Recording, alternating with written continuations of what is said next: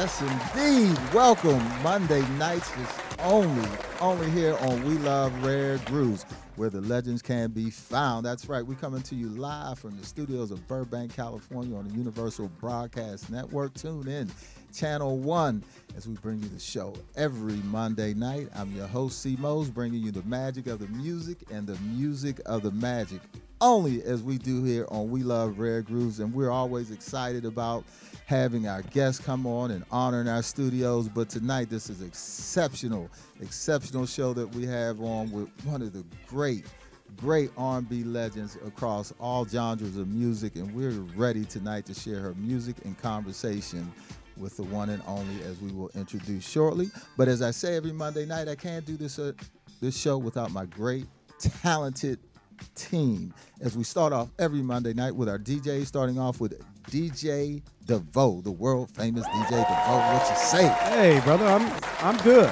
It's a beautiful day out.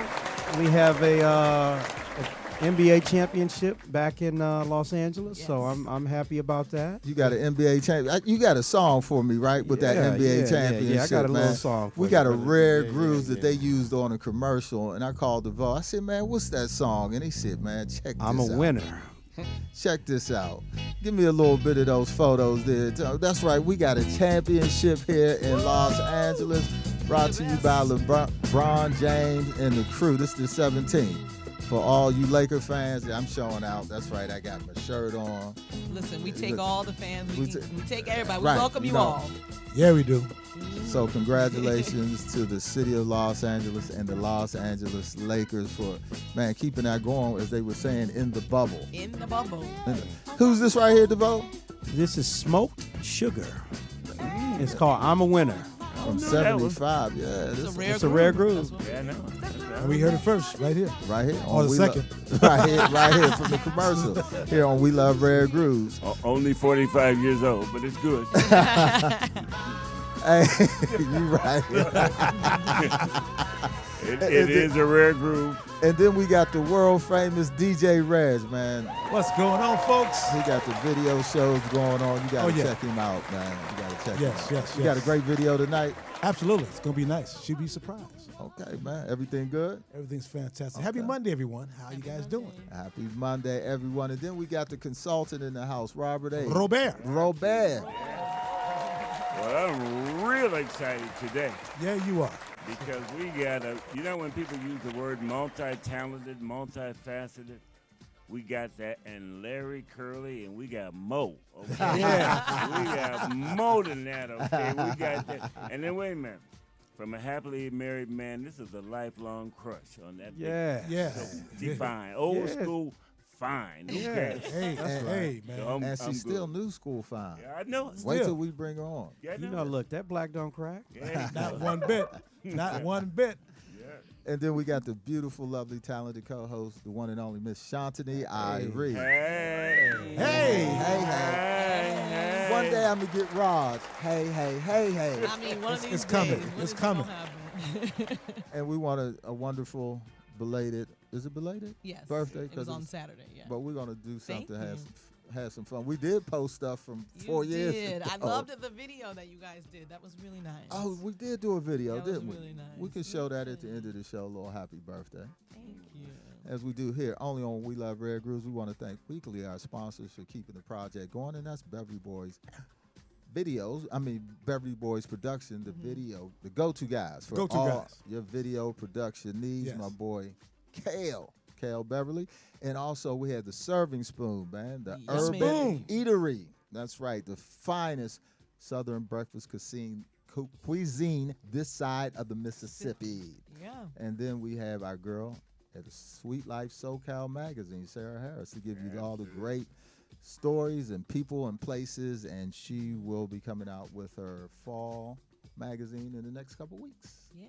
As we only do here on That's We the Love one we were Radio. in, right? Yes, we were in there. We got to show that article sometime. But tonight, as we do on Mondays, we welcome you with the legends. And tonight in the Groove Studios, we got a legend. What I would say, yes, we do. You know, what's that word I'm always talking about? Octaves. Yeah, 5-octave award-winning actress, Broadway, contemporary, The music crossed all genres from soul, R&B, pop, rock, jazz, gospel, classical. That's right, classical. She was destined to be a star and could have. And you know, she is a Grammy-nominated singer for one of Aretha's songs, and we'll go over that tonight.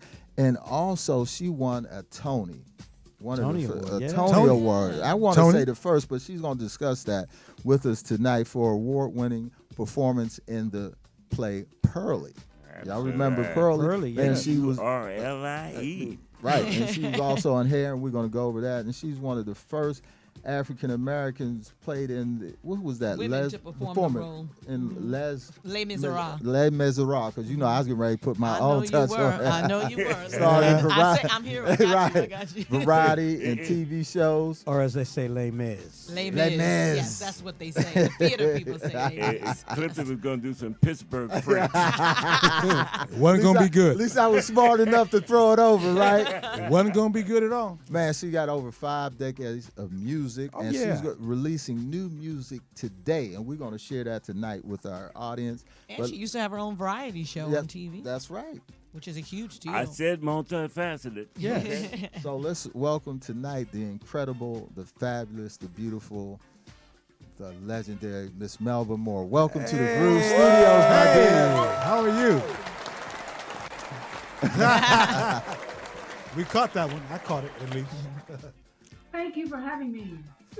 Thank you for taking the time to join us tonight and let us share our way of sharing your story with our audience, your fans all over the globe. You've done, I know, hundreds and hundreds of interviews, and we just want to share it with the music tonight. It's all about the music and you, and going into the history, we're going to share that tonight because you come from musical royalty, as we would know. Starting out as my co-host would always ask that question, and this is very true. What's that first question we like to ask? We'd love to ask, did you come out of the womb singing?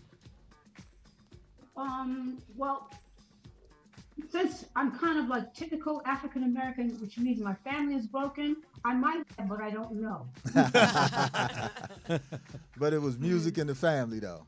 Absolutely. My natural father was a big band leader by the name of Teddy Hill. You can Google him and find out who he was back in the 40s and the 50s. Yeah, we know him. Oh, you do? Okay. We got some. And then he managed and ran the great legendary nightclub that hosted all the great modern jazz artists called Mitten's Playhouse. Oh, Okay. And what city was that in? That's in New York City, Oh.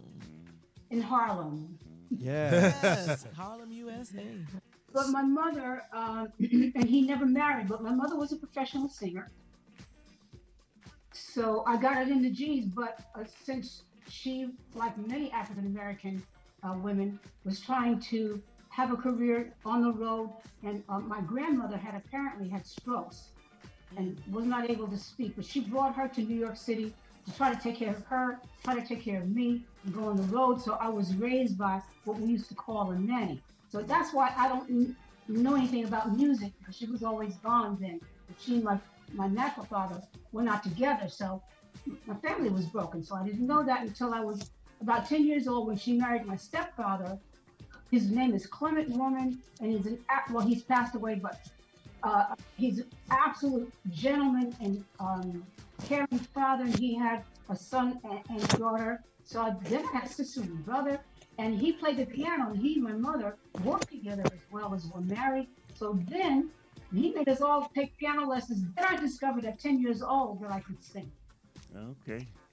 Did you also have influence from church? Yeah, but it was Catholic. Don't nobody want to hear Ave Maria. So I had to learn better later on. Who did you listen to on the radio that kind of influenced you early on? And, you know, when you turn on the radio and you heard that voice, and you're like, this is who I'm going to emulate. This is the singer I'm going to be like. Well, some of the first people I just fell absolutely in love with was Aretha Franklin. I don't care what she sang, I loved it. Mm-hmm. Of course, there was Dionne Warwick. There was so many really great singers. And during the time when I was really little, well, I'm saying around 10 on, of course, I heard people like Lena Horne and Sarah Vaughan. Matter of fact, I met Sarah Vaughan. I met Lena Horne, and I heard people like Dinah Washington. Yes. I didn't think I was going to be like them because I didn't really know that I had a dream to do that until I got to be in junior high school, and you had to pick where you were going to go to high school. Mm-hmm. And I didn't want to go to public school by then. I was so indoctrinated with music. So, and we were living in Newark, New Jersey then. I wasn't in New York anymore. So I went to the Performing Arts High School and became a vocal major. And then, studied music and went to college and majored in vocal music. And I taught school for about 2 or 3 years. And then I told my dad, I said, I know we're Black people and we got to have a real job. Because, I mean, as musicians, they knew, and especially as Black musicians, they didn't really have managing agents, not like you really should to guard and guide your career. Mm-hmm. So they wanted us to have backup. I said, but Daddy, that's your dream. It's not mine. So could you please take me around to some of your colleagues to get me into the industry? And if it doesn't work, then I'll come back and I'll teach school. Mm-hmm. One of the first people I met was Valerie Simpson. Oh. Right, ooh. Yeah. Right. That's Clifton's little buddy. That's my friend. Well, first of all, since you know her, Nah, I mean, we've met. That's a hung running out. joke. That's a running joke Yeah. on the show. oh, it's a joke. Well, let me tell you a little bit about her her. anyway. Okay. One of the reasons she's so successful, because she's very, very, very, very talented and very bright, but she has a natural knowledge of the business of business, not just the industry. Right. So she was working at trying to get her songs published at the time, Mm-hmm. and she was doing backup singing in studios and jingles, and we exchanged numbers, and so she's really how I got into the industry. Excellent, excellent. So, Did you any groups? Were you in any groups, like girl groups or any little groups around your little I ditty was group? in junior high school. Mhm. But I got lost in the puddle there. Because, I have a very bright personality now. Mhm. But people call me humble now, but then I was shy. okay. Well, it wasn't just that. I realized that, you have to vote for everything that you want to do. And so you can't do what you want to do. So I decided, I don't really know what I want to do. So let me go by myself and see what that is. So I never really wanted to be a part of a group. Okay. Did you pick up any instruments in school while you said you took the piano? Was there anything else that you all picked up? Any other instruments? Yeah, but you don't want to know about them. If you ever saw me play the clarinet, you said, "Oh, honey." Probably how No, but- Clifton was with the violin. Yes. You know, it didn't work out. But I love the piano. I thought I was going to be a piano player, but I didn't play as well as I sang. So, major in voice. Now, how did you get introduced to theater? Well, on a recording session with Valerie Simpson and Nick Ashford, we were all backup singers together. Mm-hmm. Wow. It was a session for Galt McDermott, who wrote the music for the Broadway show Hair. O'Hare, yeah. And they were still casting, so they asked all of us. It was about a 2-week date because he did all the music from the Broadway show Hair. And they were being assisted by the people, the two gentlemen who wrote the book and also were the two stars of the Broadway show Hair. And they were like co-producers, Jim Rado and Jerry Radney. But they were also hippies. Oh. And so for, a middle-class Black girl like myself, and no place I've ever seen hippies except on TV. So when they were in the studio, like one of them, he didn't have no shoes on, and his jeans was all tore up and faded out. And his hair, looked like he had his fingers was stuck in a live plug. Yeah. Oh my God. Kind of like mine is now. But he asked me, did I want to do hair? And I didn't know anything about Broadway. I'd never seen a Broadway show. I said, well, excuse me, you the one that need a hairdresser, not me. Ooh. And then he explained to me that it was a Broadway show and that he was one of the co-producers of it. I said, oh, well, yeah. Anyway, that's how I got my first Broadway show. Was Ronnie Dyson part of your group? Oh, Ronnie Dyson. My favorite. He's one of my He was favorites. he was a teenager. Mm-hmm. I don't think he was 16 years old yet. Wow. Wow. He was that young in here. I didn't realize He was that. very young. He was a baby. But, precocious, very, very, very, very talented. Oh, yeah, he was. Now, one of the things I read on Hair, they had nudity in there, which was pretty. I think that kind of put it over the top because people bringing the interest to it. So you had to perform that one of the scenes and being nude in there. How did you partake in that, especially being your first theater act? Well, in the beginning, it wasn't included in the show, but during the previews, they Mhm. added it and said that everybody had to be nude. But then everybody said, no, I didn't sign up for that, so I quit. Oh. I'm out. I'm out. Is that why But then- Diane Keaton left? I don't know. Oh, okay. But afterwards, I said, I'm just not used to being nude in front of people I don't know. But Glad to hear that. let me let me rethink it. And I decided to do the nude scene, and many of the other people decided to do it, but it was volunteer. Okay. And I think, what people don't know about it, of course, it was an extreme interest created. People wanted to come just to see the nude scene, so Yeah. they got it started during the previews. Okay. How did you explain that one to your parents? How did I explain it to my husband? Ooh. That's even better twist. All right, that was the beginning of climbing up the rough side of the mountain. Yeah. I hear you. But But I think when he saw the play, my first husband, and when everybody saw it, they realized it wasn't sexy, it wasn't dirty. It was art. It was part of a statement okay. Yeah. that we're all here, we're all the same. And it was really a show about peace and fighting for peace and equality. As a matter of fact, a very dark-skinned black woman played Abraham Lincoln. Oh, okay. So you know it was funny, right? Oh, yeah. Oh, yeah. Real funny. Early Hamilton. Right. early on, they probably seen that. And then after that, you segued in. Did you go right after doing Hair into Pearly? I did, yeah. And that's an interesting story. I'll try to keep it short. But that same black girl that played Abraham Lincoln, her name is Mary Davis. She has a big mouth and kind of over the top, but she's a beautiful person. She said, the star of the show had left, and there were many, many people replacing her, but they kept choosing more people because they weren't happy with anybody. She said, I thought this was open and free. You never had no black people audition for the role. Melba would probably be good in it. Why don't you let her audition for it? So I said, well, okay. I auditioned for the lead. I got the lead. But in so doing, I also became the first black lady black actress, to replace a white actress in the lead role on Broadway. And the actress turned out to be Diane Keaton. Wow. Oh. Oh my God. Yeah. So that's how my life has been. Wow. Wow. A series of wows. Now, for And you, it's- what's the Really? big difference between, what would you say is the biggest difference between the recording industry and Broadway? I know there's a ton of differences, but what would you say is the one that you noticed the most or the biggest adjustment you had to make? Yeah, you personally. Yeah. Well, I'll tell you one thing that was and probably still is similar, and that's the racism in the division. But because we are gifted people, Tell them.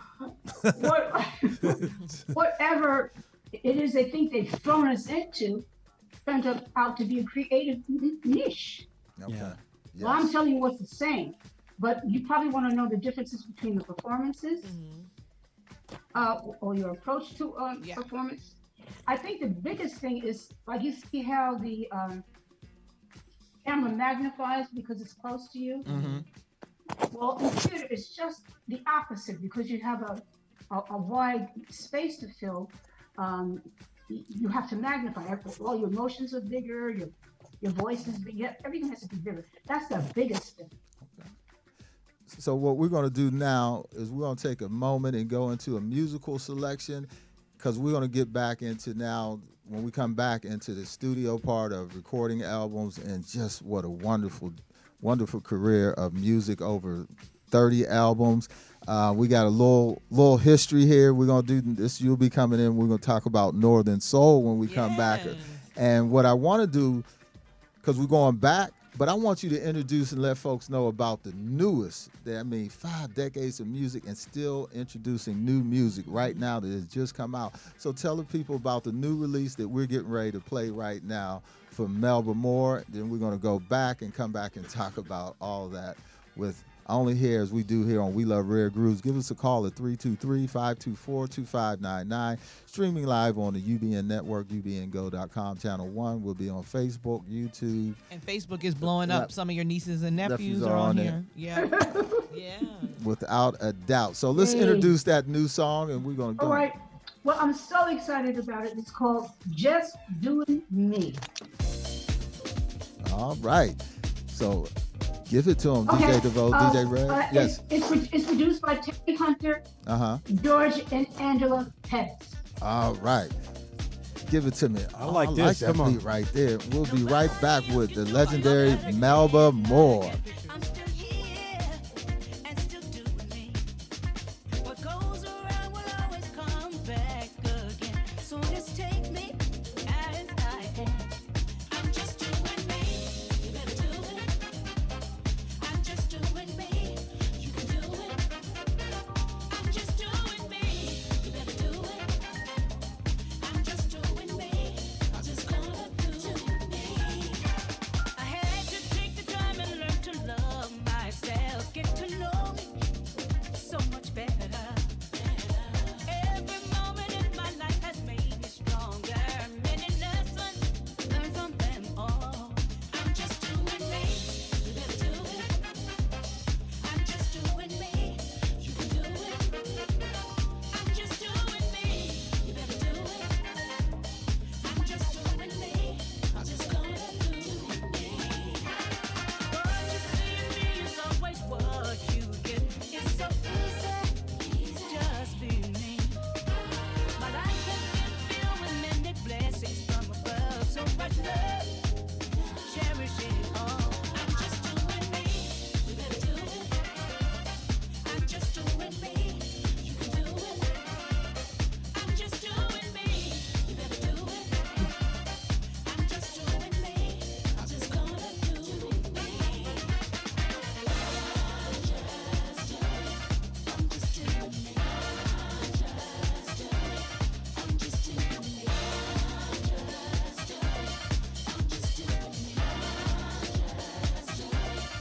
just doing me. You better do it. I'm just doing me. You can do it. I'm just doing me. You better do it. I'm just doing me. I'm just gonna do me. I'm just doing me. I'm just doing me. I'm just doing me. I'm just doing me. You know, the Lord has brought me from a mighty long way. I lost some things along the way, and it's been a long, rough road. But I never lost my voice. I never lost my health. I never lost my praise, and I am still doing me.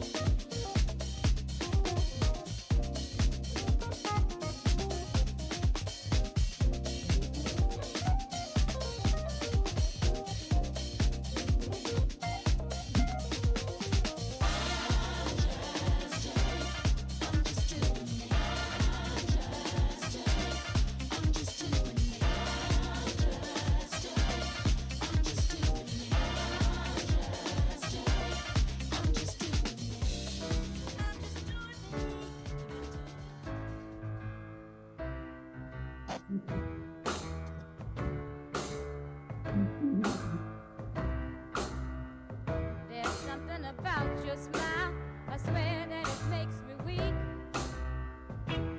When I'm close to you, I find that it's hard to speak. I act like a child of 6 and I guess that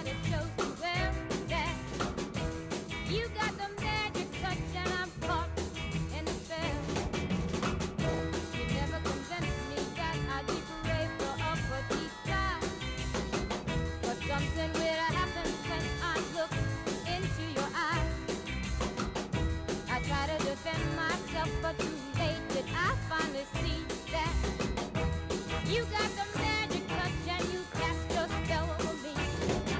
Yeah, yeah, yeah, yeah. They call it magic, baby. Yeah,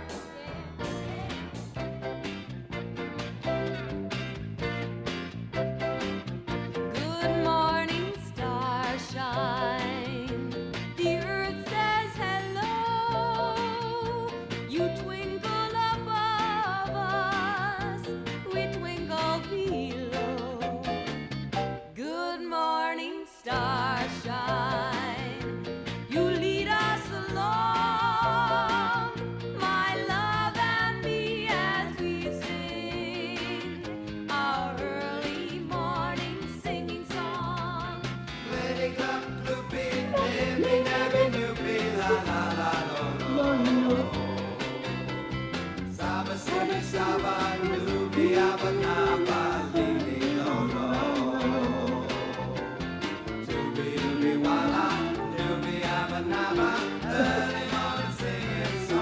Good morning, starshine. The earth says hello. You twinkle above us, we twinkle below.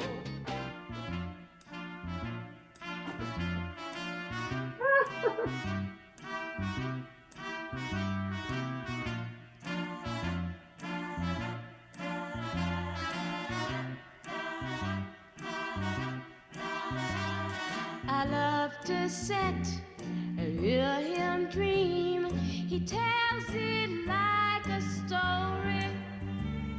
He talks about a better time, happy days and glory.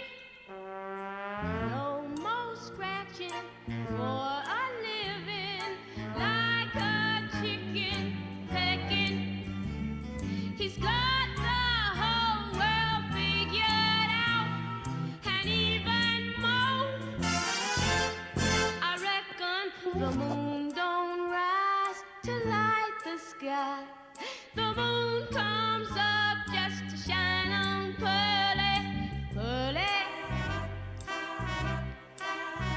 my Pearly. Spring don't spring to charm the bees. The flowers flower just for Pearly. Look what you're doing. Look just what you're doing. Look what you're doing to the man.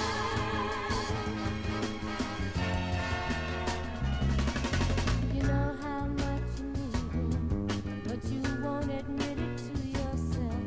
You know that you really want him, like you know you never wanted anybody else.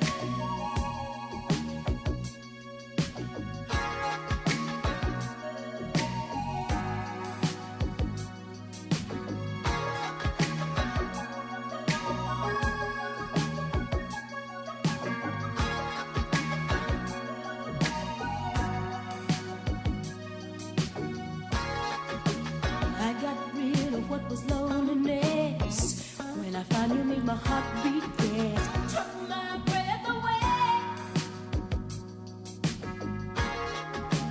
I didn't know exactly what to do, but I had to make the moment. Welcome back to the Groove Studios. We're live with the legendary, incredible, and beautiful, the one and only Miss Melba Moore. We kicking it tonight in the Groove Studios. How you feeling, my dear?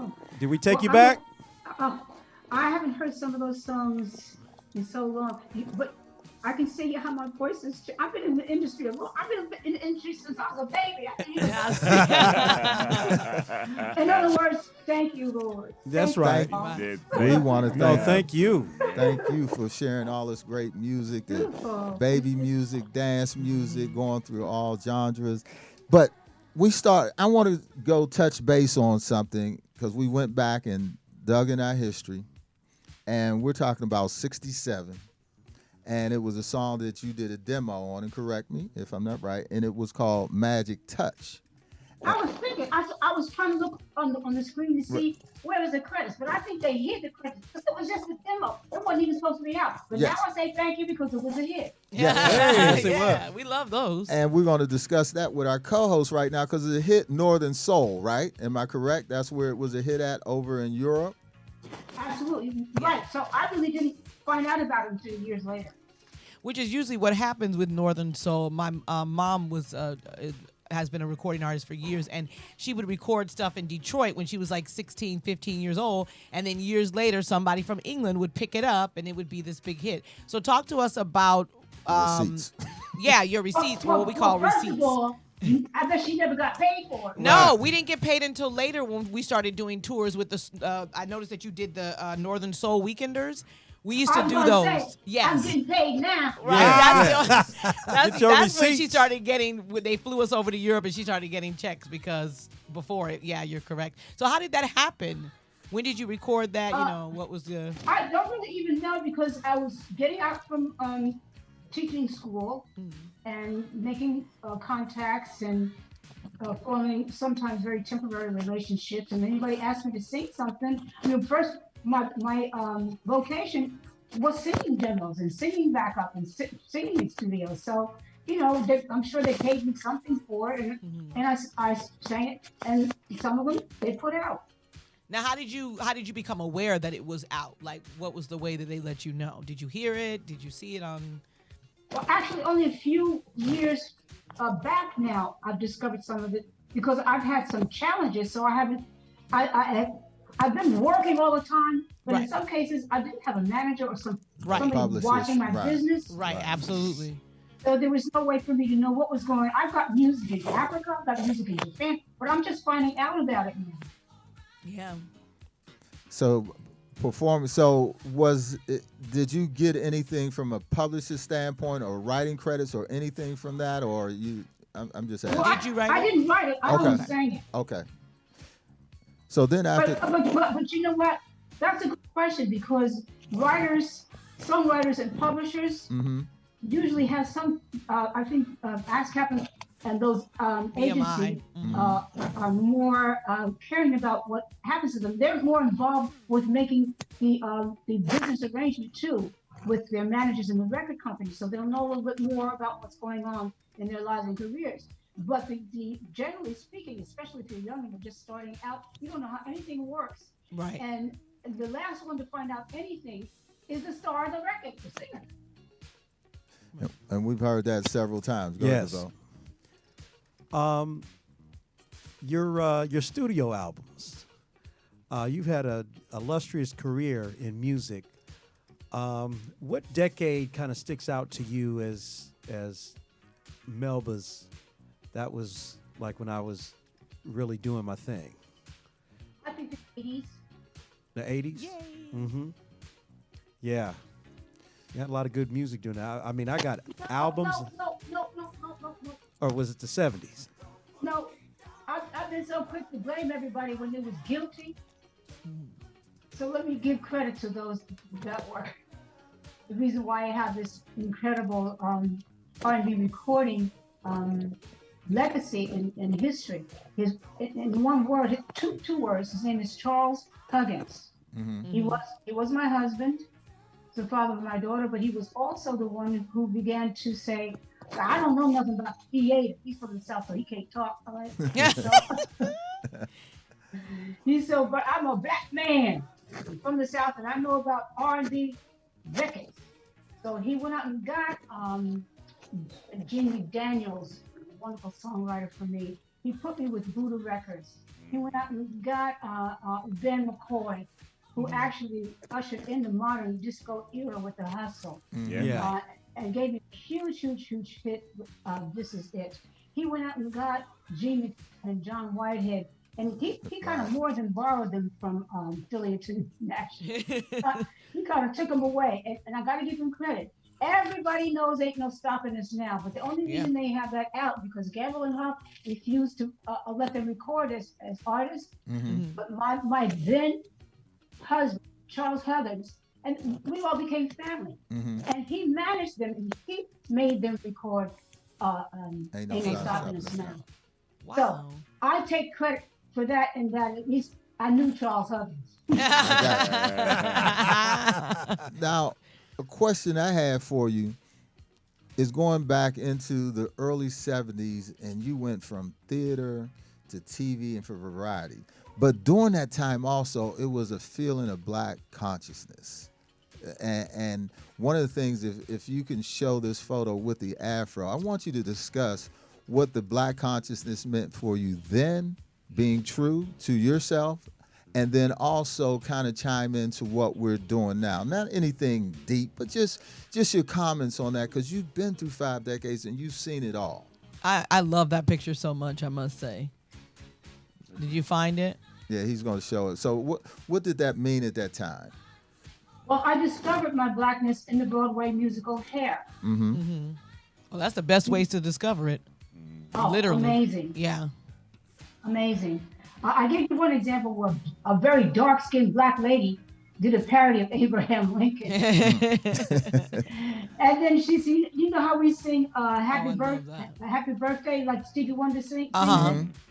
She sang, happy birthday, baby, happy birthday. It was just a total parody. Okay. That picture is epic. But it was there where, as a school teacher, I had to straighten my hair. Because we didn't have those rights. They hadn't been won yet. But when I left teaching school and was in the Broadway musical Hair, the first thing we were encouraged to do, well, we had to do, we didn't have to do it, but we were not, whatever your hair was, that's what it was. I think that's why they called it hair. I'm not sure. We had so much freedom and I had so much to adjust to. I can't tell you all of the wonderful things that happened to us as a group of people and how I think it changed America, how we viewed things. But Afrocentric hair was fashionable. I had a huge afro. But then after I left hair, which is some of the pictures that you're showing, and I was doing some glamour pictures from Pearlie, I had a wonderful hairdresser by the name of Blondie Brown. Only thing I don't like her for is she does Gladys Knight's hair now. I don't have it. But I noticed that a lot of your photos after you did that, I don't know, I'm pretty sure it was after you did that particular musical you talked about, the nude musical. I noticed you look like you embraced more of doing that later on in life. I noticed a lot of your artistic. That's what I'm trying to say. Yeah. I'm saying Blondie Brown, Gladys Knight's current hairdresser, is the one who created all those Afrocentric hairdos. Right. They were very exotic and very unusual and very artistic. But her name is Blondie Brown. Right. We got a couple more questions. Then Look at that photo. We're going to get into the original photo of, what's that? Is that? Do you remember that? Remember that photo? Absolutely. That's the reason I was hired to do the Broadway show here. One of the hit songs of the show was this song called White Boys Are So Pretty. And we were all in one dress, but when we opened it up, you could see it looks like 3 people, but we were doing a parody of the Supremes. Wow. And the one I told you play Abraham Lincoln, that's her on your right. Wow. And the one on the left is Emeretta Marks, but we were supposed to be the Supremes. Now, do you remember where you were when you first heard your song on the radio? Which song? Any song, your very first song that ever played on the radio. Do you remember where you were? Do you know how long that was?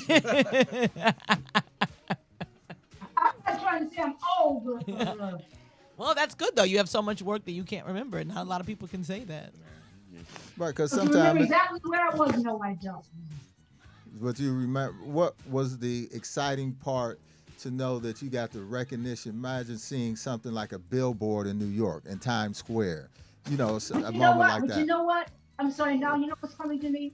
I think I remember hearing "I Am His Lady" on the radio. Which It's a one? beautiful ballad Mm-hmm. that came from an album that I did on Buddha, and the song was written by Jamie Daniels for me, but it was really about my then husband Charles Huggins.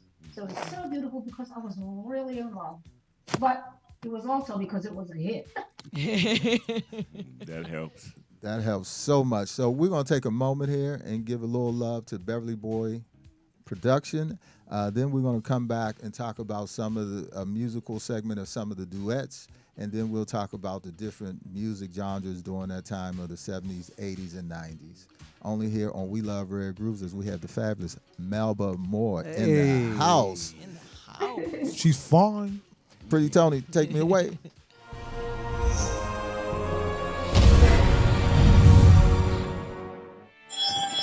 My name's Dave Patterson. I'm a Seattle area videographer. I've been working with Beverly Boy Productions for over 2 years, and I can say they are great to work with. They've always provided me with the information I need so that when I show up on set, I can shoot exactly what's necessary to tell the story the client is trying to tell. Call sheets that include the who, what, why, where, when of the video shoot, production notes, gear requirements, crew requirements, load-in time, all that. Makes my job a lot easier, and ultimately it produces the results that the client's going to be happy with. This is what a professional company like Beverly Boy Productions does, and also it's one of the reasons why I really enjoy working with them. It's a bit of a family vibe. They're very low-key, low-pressure, but they're very professional at the same time, and they get the results, and that's ultimately what matters most.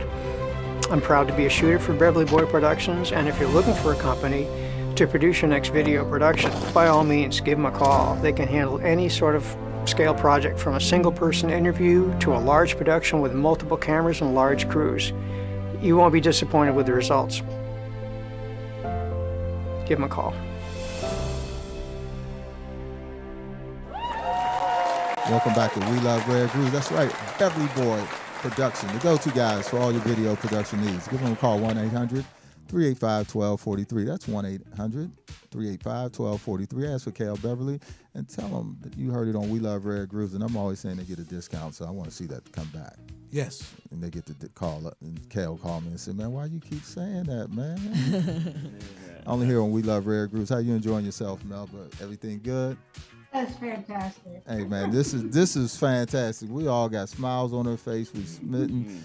We're just honored to have you here tonight. And what we're going to do on this segment is we're going to go in some of the duets that you perform with, share that music, come back, talk about the different record labels during that time. Anything else you want to share with our audience? Okay. All right, we'll be back in a groove second, a groove minute. I got DJ DeVoe and DJ Reg. Y'all gonna take me away with this song right here. Oh man, remember this one? We'll come back and talk about it here on We Love Rare Grooves. Give us a call, 323-524-2599, streaming live on Facebook. You can take my money, spend it all on yourself.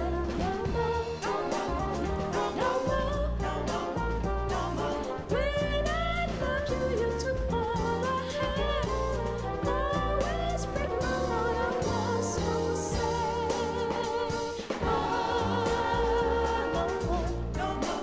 No more, 'cause I'm leaving.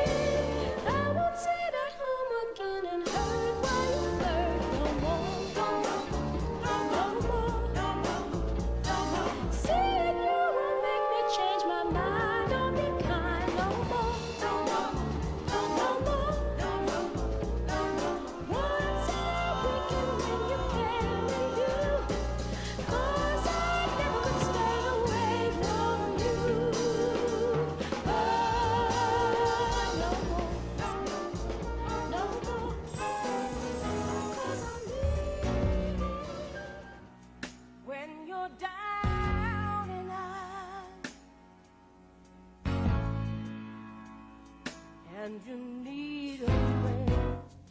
You need a friend.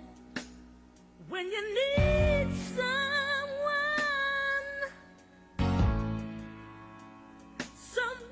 in which you can depend. Like a bridge over troubled waters, I will be there for you. Oh, yes. You never have to worry, because I'll always see it through. He said, just call me.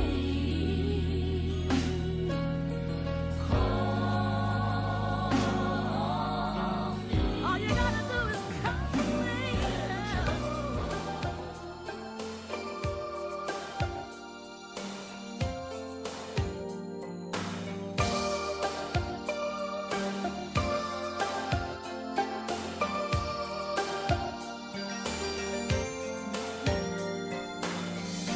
You look like you stepped from a dream, and I know that some things aren't always what they seem. Oh, but girl, I'm in love. Boy, I'm in love. I'll be the world for you. Oh, 'cause when I'm in love, there's nothing I won't do.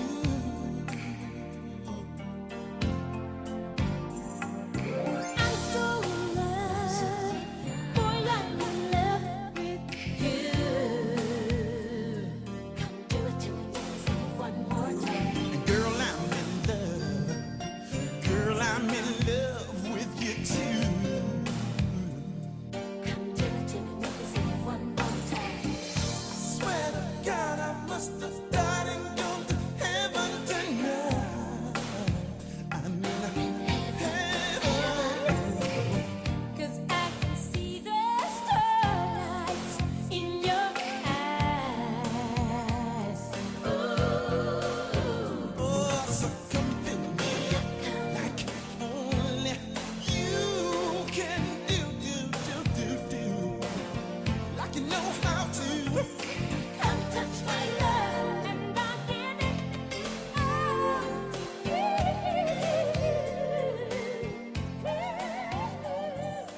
I'm so in love.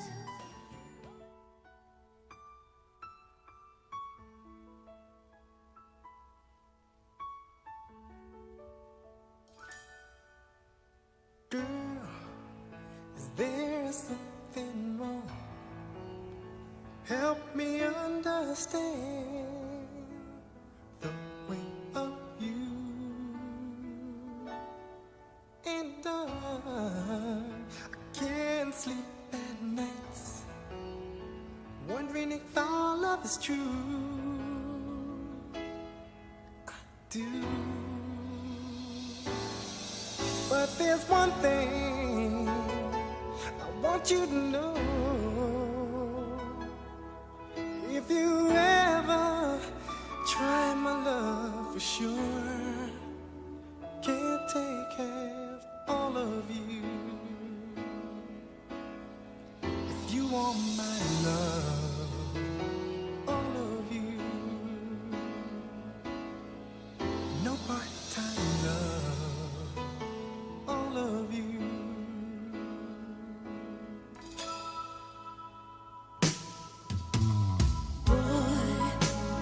There is nothing wrong.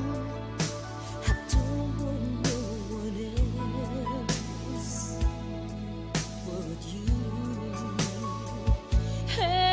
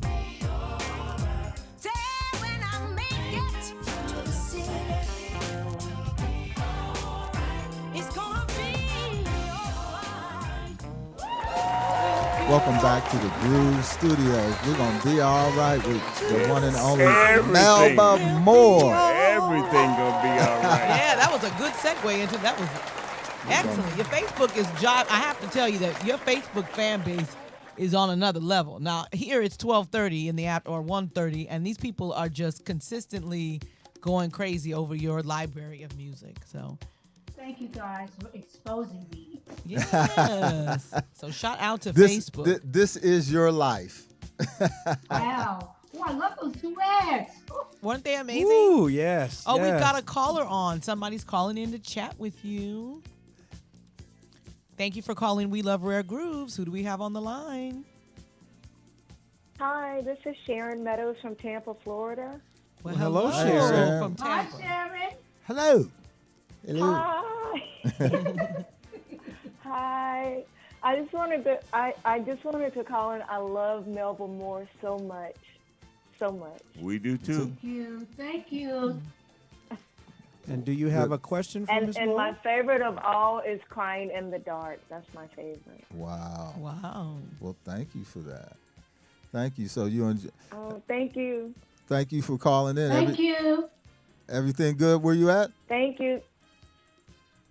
I'm sorry? I said everything good from, she's calling from Florida. Well, she's Wow. in Tampa. Florida. I Tampa. mean, Yeah, what kind thanks of so question? much. Yeah, I'm in Tampa. Okay. Oh, yeah, I listen to We Love Rare Grooves all the time, yeah. Well, thank you. Thank you, dear. Well, thank you so much for your support this this evening. I blew it right this No, evening. Okay. You keep tuning in. Thank you all. Thank you. Thank you. Thank you. So as we continue Thank you. here on We Love Rare Grooves, thank Those you for duets, that. honey. Those duets. Let's talk about the duets. How did you come to collaborate with folks on doing the duets? Now, we pulled out that first one, Hubert Laws, just to jar the memory a little bit. No more?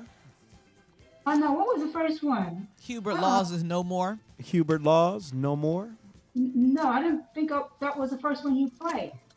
In this segment, let's see. Let me go back and look. And maybe she's thinking of the one with Shirley Murdoch, Call Me. Yeah, that one. That's what I heard first.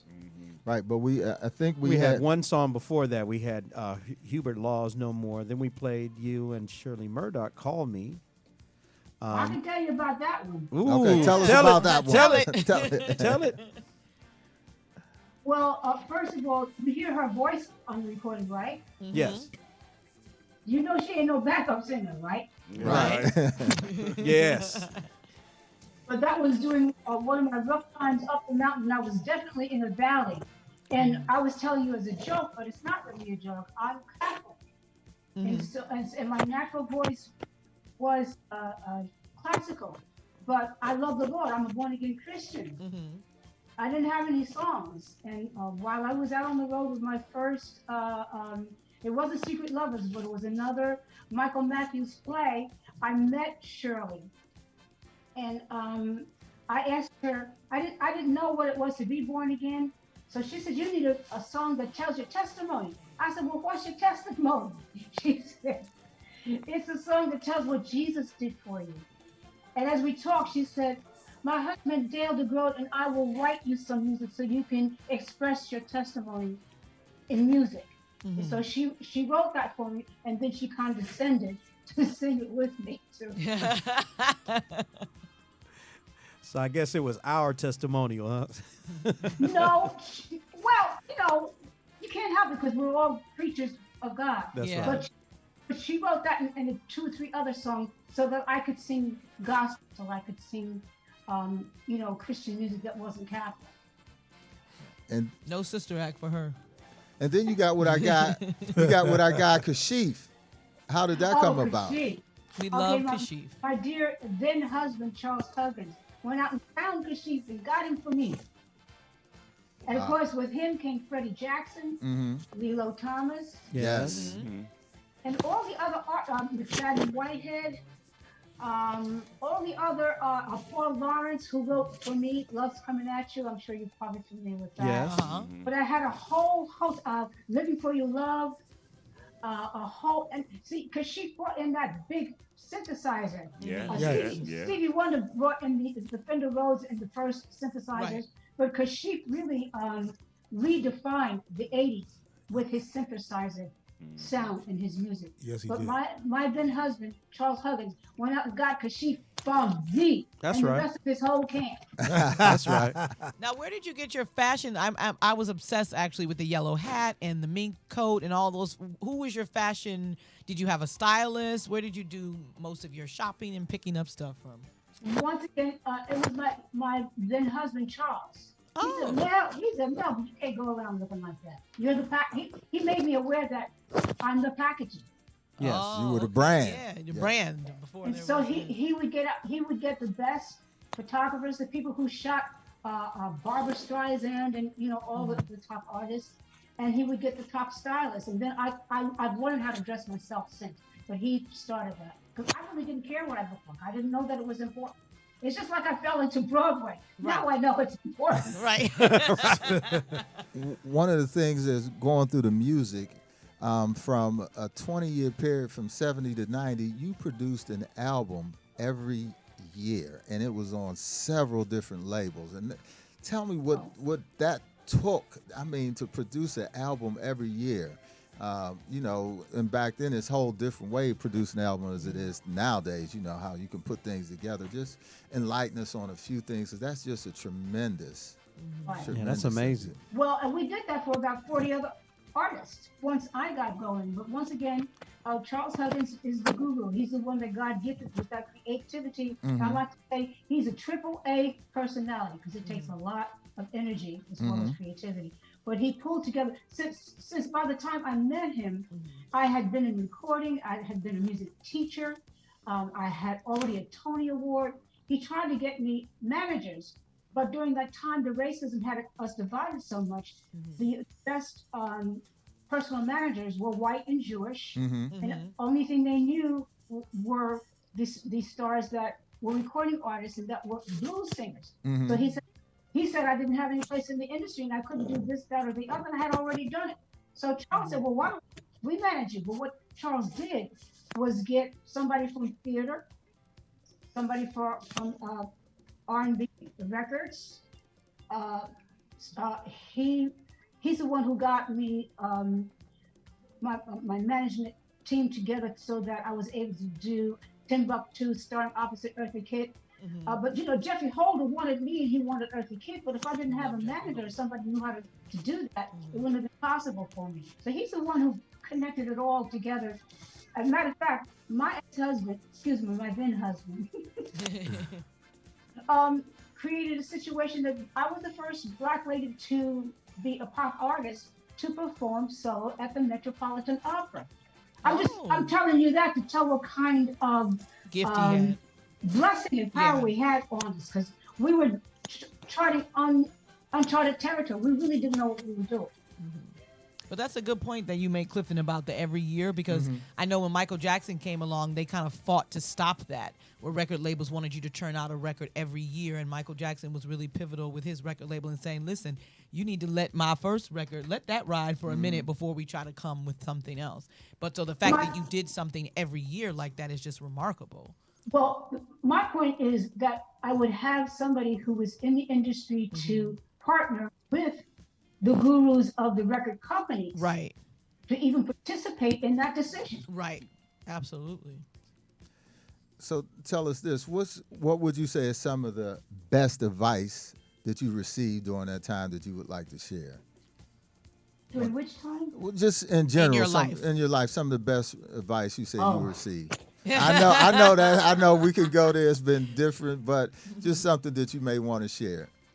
All right, well, I'll think about how things are now, because they're very pivotal now. We're very strongly because of the COVID and having to sequester, all shut down in a way. So once again, Black people are going to be like they are, creative. Right. But we've all been pushed into learning how to deal with electronics like the Zoom and the internet. And the reason I believe that, maybe an example, I'm probably going to have the biggest hit I've ever had just from hanging in there with Just Doing Me, is because Terry Hunter, who is the DJ who mixed it co-produced this with George and Angela Pettis. Mm-hmm. They each have 1 million followers. Mm-hmm. Now, back in the day, I would took my record to BLS to Frankie Clark, and whoever heard him play my record, that's how many records I could sell. Mm-hmm. Right. Wow. So that's a small example. Now, I don't know how many people you have. So whoever you got, I'm on your base, but we're all global instantly.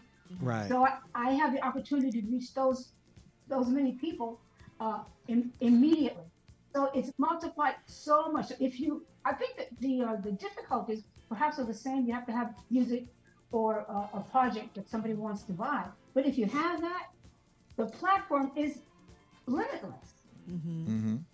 So with that in mind, well, I don't know what advice I could give young people. Is teach me how to do Zoom. Me too. Well, Same thing. Do you intend to return to Broadway ever? Oh, absolutely, yeah. And I'll probably first do it virtually because you reach more people. Right. Yeah. Hey, we're going to take a moment to give a little love to Serving Spoon, and then we're going to come back with some of the songs that we found that were sampled. We know you've been sampled close to 500 times, but we want to share some of those tunes with the original hit and who sampled it, and maybe you may be aware, you may not be. And we'll come back with a caller right after that. So, Pretty Tony, take me away with a little bit of our favorite people, Serving Spoon, giving you the best serving this side of the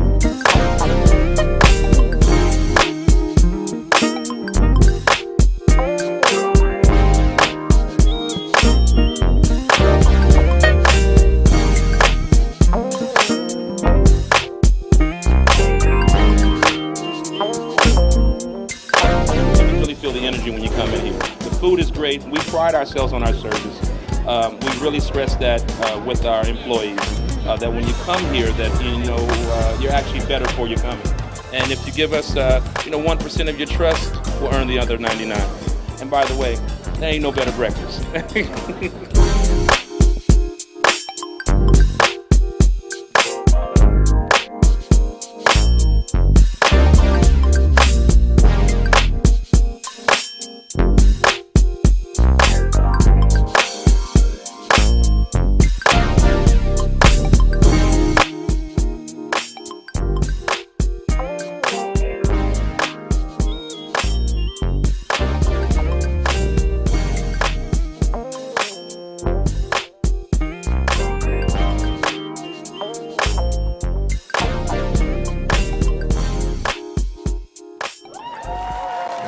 Serving Spoon, an urban eatery here in Los grits. Angeles or Inglewood. You want some grits? Now I do after I saw that picture. Give them a call, 310-412-3927, servingspoon.net. So when you're back in L.A., I seen you in Catalina, but when you come back in L.A. after this COVID, we got a date at the Serving Spoon for breakfast. Okay, I'll go on my diet now. Okay. Yeah. Right, we're going to start now, but yes, we love to partake in Serving Spoon breakfast with Miss Melba Moore. So this next segment we're going to do is the samples, where my generation borrowed from your generation, and we're going to show you. We don't know if you know. We're going to find out if you got those receipts. But do we have a caller before that? Oh, that's all right. That's all right. But we do have a caller before that. You're just blowing up the lines today. Oh, well, I was going to say, you can keep that money. I got new money. Thank you for calling. We love Rare Grooves. Who do we have on the line? You have Sean from Atlanta. Hey, from Hi, the Sean. ATL. Welcome. Wow, it's just an honor to be able to watch and listen to one of my favorite performers. Thank you. Really, I have like 3 questions. Wow, you're getting greedy. For you. If I'm allowed to ask them. First question, was it hard to transition from Broadway to singing R&B music? The second question, did you have any feeds with any fellow performers? Number 3, how do you keep your voice strong, especially with those long notes you hit? Okay, now what was the first question? what the biggest transition between Broadway and R&B R&B? singing. Did you find it difficult to adjust? I didn't find it difficult because in the recording studio, you do things over and over and over. You don't do them by yourself. You have a whole team of, you have somebody writing it. Like, for instance, one example, like working with somebody like Jimmy Fadden or Kashif. First of all, the singers. So when they have a very sensitive way that they want the phrasing done. And they'll pick one little tiny section and do that for an hour until you get it right. So you're gonna transition, okay? So really, the personality that you hear in R&B music is the songwriter and the producer, as well as when I say the producer, I mean the musician. That creates the whole feeling and sound that you have. But the thing that's most dominant to your senses is the singer, because they make that prominent. But it's a combination of all of them. So I'm just saying the transition, like from theater. Okay, I think it's quite a bit different because once you've rehearsed everything, you've had the director, you've had the choreographer, you've had everybody that you've rehearsed with. But once you get out on the stage, it's up to you. If you change the dialogue, or if you don't project, or if something, you're totally alone up there. So it's very different. If you're in television, I think it's similar to recording, because you can play it back and if it's not right, you can fix it. But when it's live, once you do it, you have to get it right the first time. Right. I think that's the biggest thing. I'm not sure. What's the second question? Second question, did you have any run-ins or feuds with any fellow performers? Run-ins. Run-ins or feuds or drama with anybody. This is like tales from the tour bus. Did you have any tales from the tour bus? No, nobody ever picked at me. Nobody. I was never. People never are intimidated by me. People who don't like nobody else usually like me. They love But on Melba. the tour bus, I've seen people get into fist fights, and they was on a gospel tour. Sounds about right. Yeah, I've seen that. And what's your last question, sir? How do you maintain your voice, especially with you hitting those wrong notes? Okay, well, first of all, now that I'm a senior citizen, I can't eat fried chicken and waffles no more. I'm making a joke, but singing is like being an athlete. It's very true. So what you eat in your lifestyle is everything. Plus, being a born again Christian, you have to. When I say born again, a lot of people who even devout Christians, they believe in God and the Lord influences them. But with somebody like myself, God governs me every moment. So I'm not saying that I do everything you said, but that's my life. Right. It's almost like I've retired from being a professional, and that's my job now. Okay, what do you want? You say, okay, you can't eat that. Oh, I said, well, yeah, I don't feel it. Well, you better get up and do it. When you get up, that's a discipline. And so I'm lean. And look at that muscle. Ooh. Look at that muscle. Okay? Hey. You see, I got muscle, so Yes, I'm you not do. lying. Girl, you look good for 30. Yeah. You look wonderful. Well, thank you Black- so much, Sean, for calling from the ATL. We sure appreciate you. Thank you, Thank Sean. you, Sean. And we hope you keep listening. No, thank you all. Have a great day. Be blessed. Bye-bye.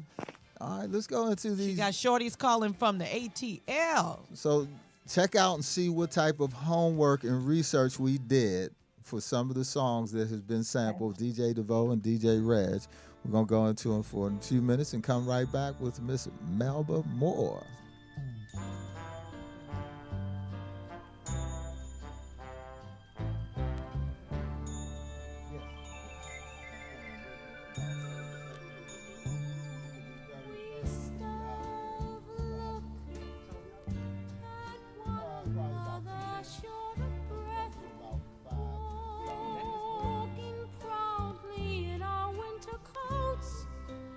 Wearing smells from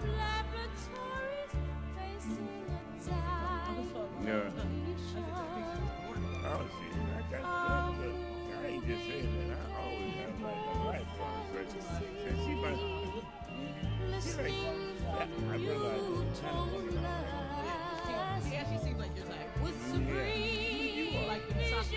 Yeah, you're right. My sister helped me with. My sister said, matter of fact, one of my ex, Marcia got married this weekend. Yes.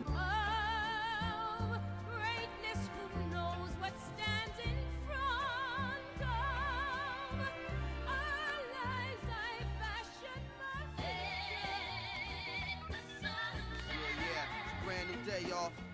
Turn me up in the top a little bit, dawg. I want them to know. I want them to hear this one. Loud and clear, bright and early. Listen, I don't hate players. I don't love the game. I'm the shot clock, way above the game. To be point blank with you, motherfuck the game. I got all this work on me, I ain't come for play. You can show the little shorties how you pump and fake, but dog, not to death. I'm not impressed, I'm not amused, I'm not confused, I'm not the dude. I'm grown man minutes, I am not in school. Put your hand down, youngin', this is not for you.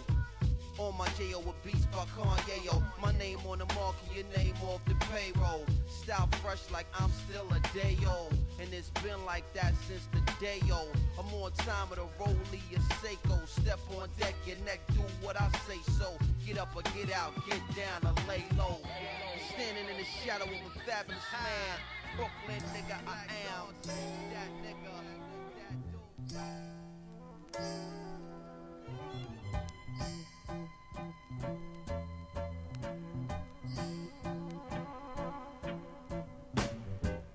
All of my life I searched for a dream, yeah. Was it just a mirage, not really what it seemed, yeah. Looking for a meaning in life, hope for tomorrow. All I found was sadness and strife and unrelenting sorrow. But every day I'd start out anew, yeah. And one lucky day I finally found you,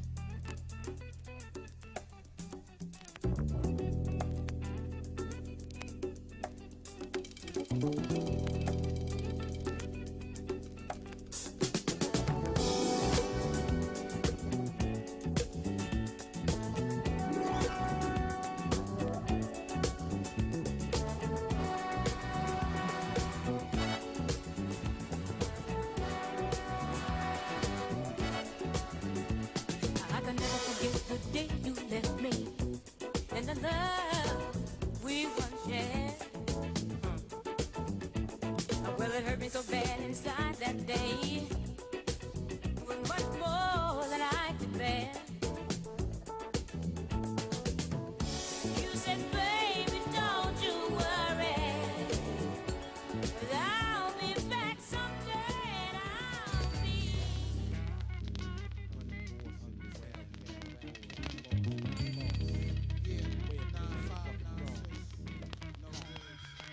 A while ago, just want you to know just who you're listening to.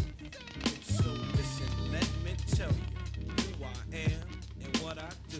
Check it out, the well, COWBOY. And we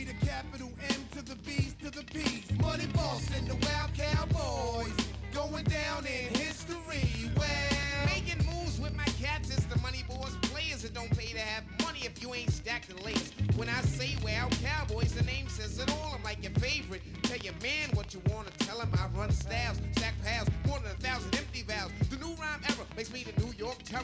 Bronx niggas hold your corner. Your girl get up on her. And bodegas across the street holding guns. It's mad niggas on the quest to get the riches. 5-3s and snitches, dice and dumb bitches. Riding in the sixes, windows tinted on the Rover. But now it's over. The cocaine game is now sober, so move over. You better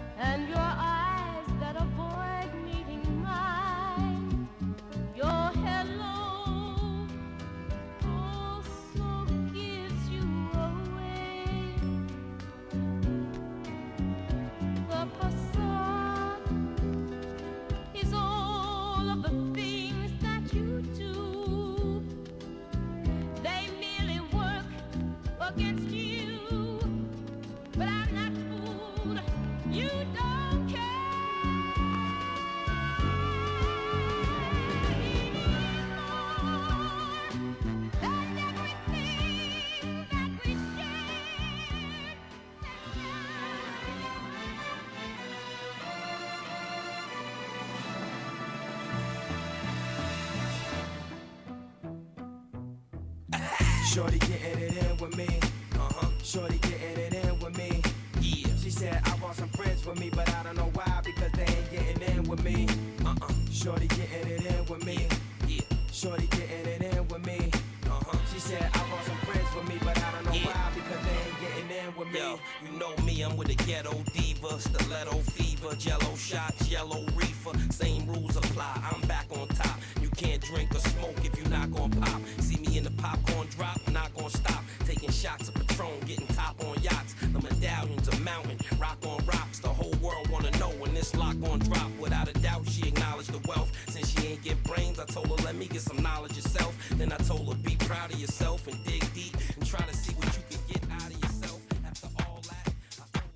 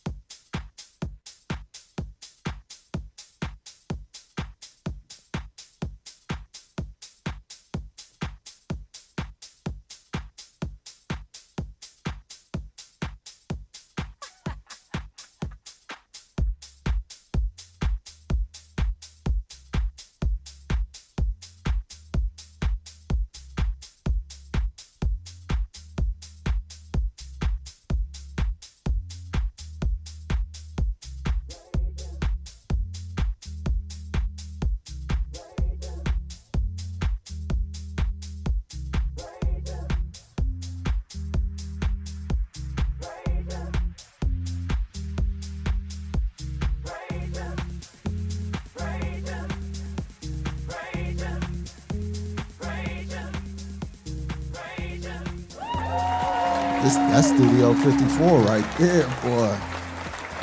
Did you ever My heart visit goes Studio awesome. 54, Miss Moore? Oh, that used to be my second home. It was a lot of fun because you could always see a lot of celebrity jazz. Yeah. Man, we were going hard right there with the samples. Melba, we came out with remember the song the Flesh Failures. Failures. Yes, and that was sampled by Mos Def. Is Yeah, I that saw that. I'm amazed because I didn't know that. I'm glad you showed me that. Uh-huh. I mean, She probably what a combination of genres. Yeah. Yeah. Without a Well, doubt. it's funny how your music has influenced hip hop. A lot of people. Yeah, A lot of I art. wouldn't expect that. Really, they're so different.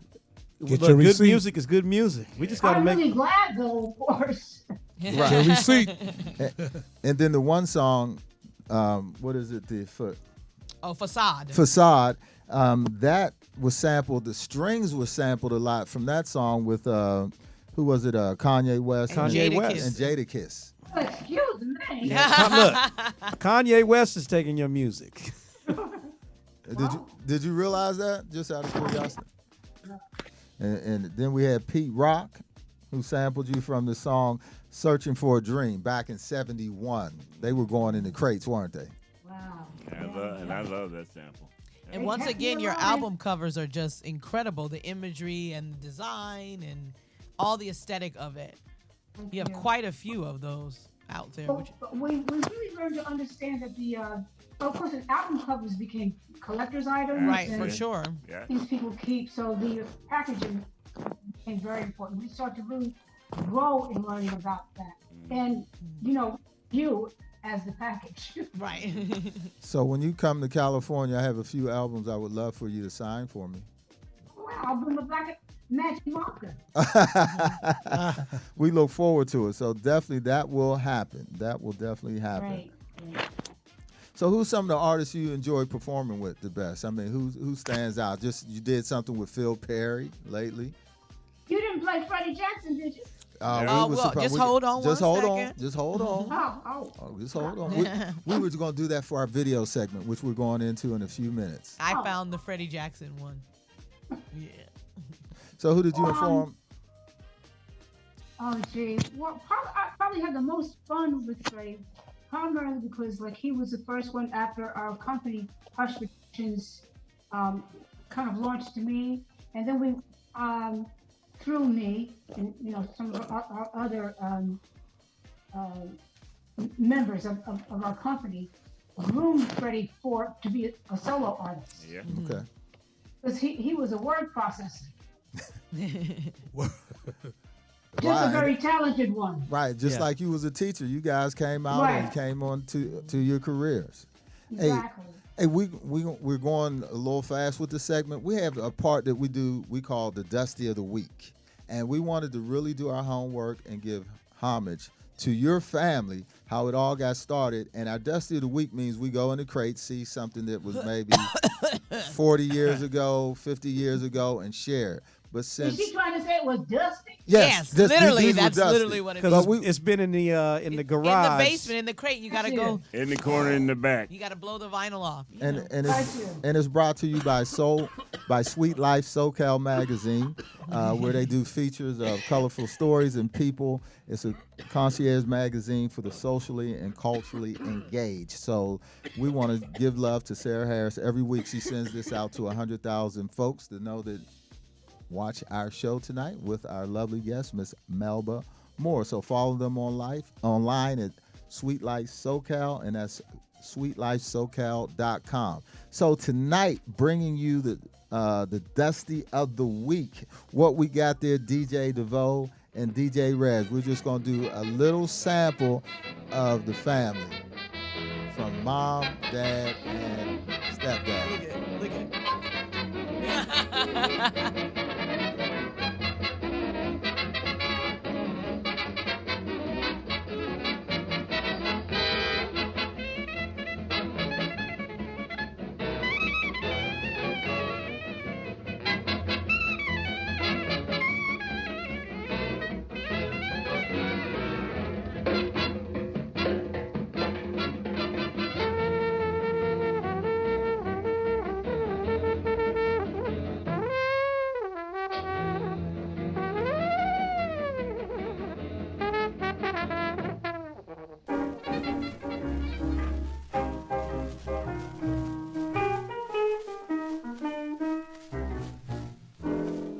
I've got you under my spell.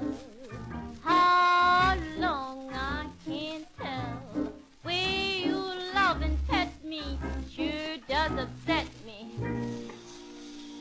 don't stop now. I'm deep in a dream. Can love be all it seems? Stop my heart from beating. Can't help repeating.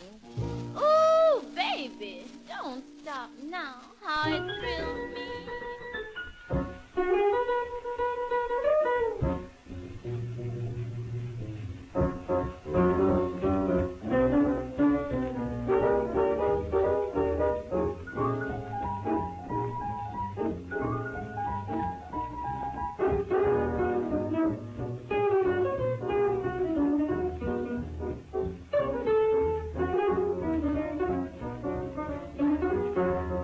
Now listen here, baby, listen to my song.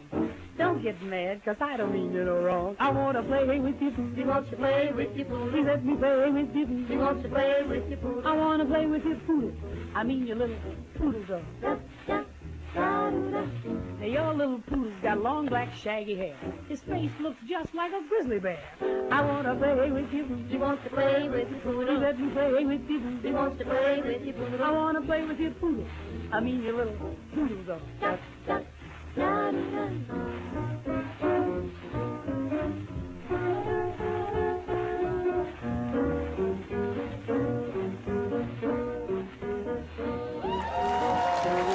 Melba Moore, this is your life. You want to play with your poodle? Your daddy was fine. Oh, yeah. Your Teddy, daddy was real Teddy fine. Hill and his NBC orchestra. That was the Harlem Twister. Now, the funny thing, did Clement play with them, with your dad? No, he didn't. You saw his picture later. Okay. Okay. The very dark man. Right. We showed that picture, but I mean, your dad, Teddy, he definitely played with Dizzy Gillespie. Ron Eldridge, Bill Coleman. I mean, Eldridge. All the major. Right. They were the beginners of the modern jazz, the first jazz that we heard in the 50s and 60s. See, so all your fans are wondering how you keep this going. That's because it's already in your DNA. It's already who you are. And then, I'll make it easy.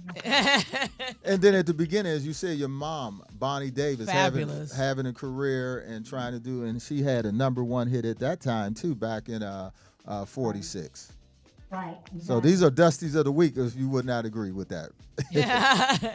Well, it sounded like you gave somebody the COVID back there. They was coughing. No, that's why we have a cough track, because we don't want people to think we have COVID.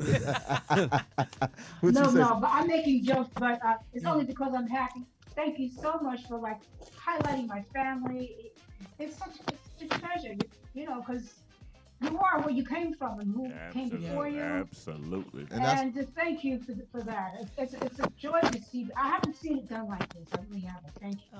And we got 3 more. We got 5. You got 5 more minutes for us, because we got a little video treat that we're going to share, and then we're going to actually send it to Ron, because it's a little longer because we went overtime. But we'll send it to you. But we kind of put a whole video reel together of this of some of your songs. So we're going to share that, and then we're going to come back and close out. So thank you so much for spending this extra time with us. DJ, this is your friend here, DJ Reg's work. This is DJ Reg's work, dedicating it to you. So are you ready, Pretty Tony, to give us a little sample of the work that DJ Reg put together for our lovely, lovely, legendary guest that we're honored to be in the studios, Miss Melba Moore. Thank you.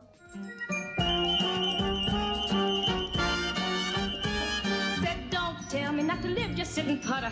Life's candy and the sun's a ball of butter. Don't bring her on the cloud to rain on my parade. Though I am wanted again, it's eye on the target, and wham! One shot, one gunshot, and bam!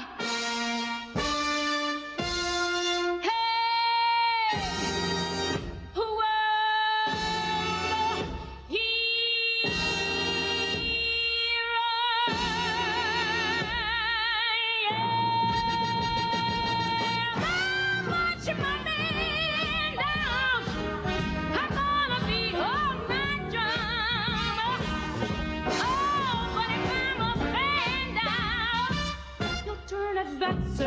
At least I didn't think it.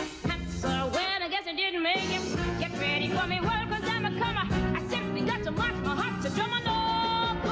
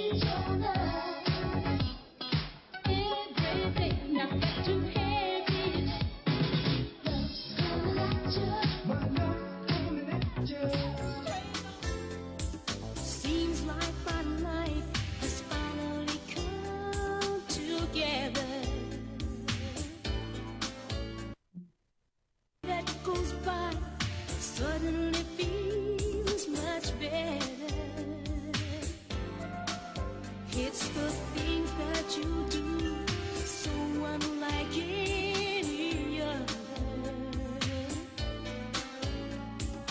Just when I thought I could never love another, oh, I'm falling, I'm falling, falling in love.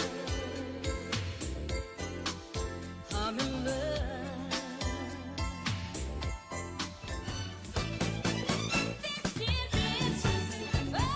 This time I know it's the real thing. I can't explain what I'm feeling. I'm lost for words, out in a daze, stuck in the lake, playing all over waves. This time I know it's the real thing. I can't explain what I'm feeling. I'm lost for words, out in a daze, stuck in the lake, playing all over waves. Ooh, you smile at me, yeah, and suddenly the wheels of love began to turn inside of me. Hey, you said hello, I felt slow. Right then and there, I knew I'd never let you go. 'Cause I know,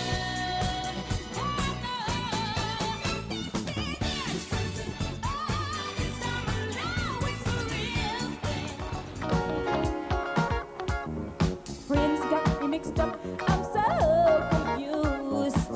What have you been playing around? They say that girls in love with you. I'm like a yo-yo up and down. If you love me, say I'm your woman. Am I number one or number two? Am I your woman? Gotta make your mind up tonight. Wanna make your mind say alright. Gotta make your mind up tonight. Wanna make your mind say alright.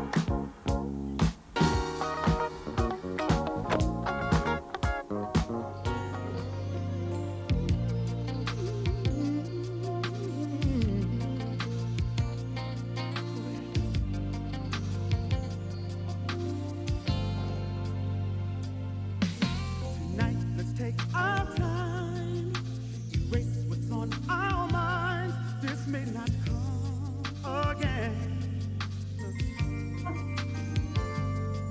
Gonna make this magic last. So let's not move too fast. You feel so good to me.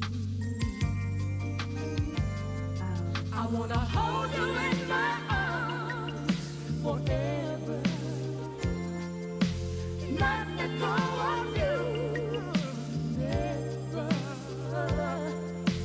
Fill me with your touch. 'Cause I could never get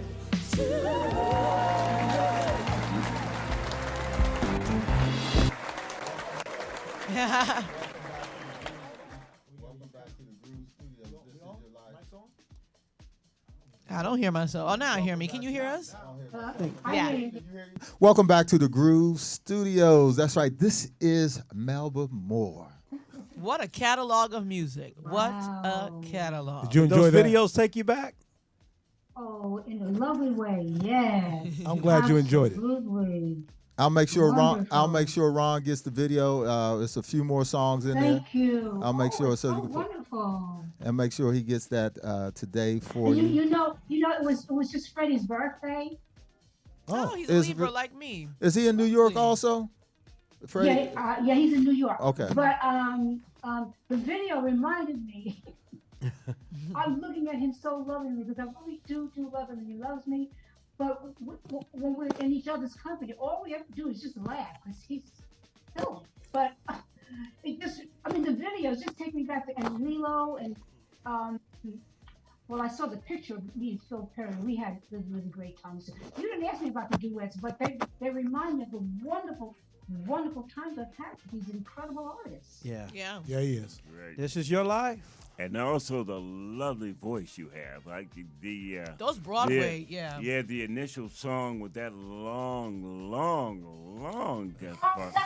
That was a Don't Rain on My Parade. That was that was a Flip Wilson show. Yeah. Oh, okay. Wow.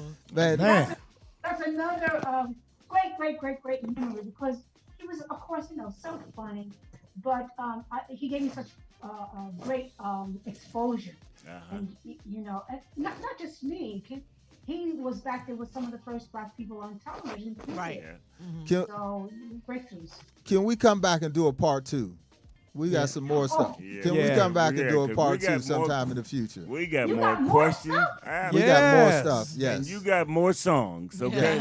How we put it together. So we would When love COVID is over and you get to LA, we'll love to have you in the studio with us. You're part of our alumni, and we need to have you back. Wonderful. As we close out, tell us about, you have a nonprofit, right? A nonprofit organization? I really don't have it now, but what I do is I keep it up there because my first inspiration was when we first were having crack epidemic. A lot of pregnant moms were leaving their babies at the hospital. So I founded the Melba Moore Foundation for Abandoned and Neglected Children. But what I do now is we still advertise it, so people are doing works for children. Then I partner with them. So. Excellent. That's amazing. And how can we keep in touch with you, your social media handles and your website? Well, melbamore.com is my website. You can always go on YouTube and they'll tell you what I'm doing and where I'm at.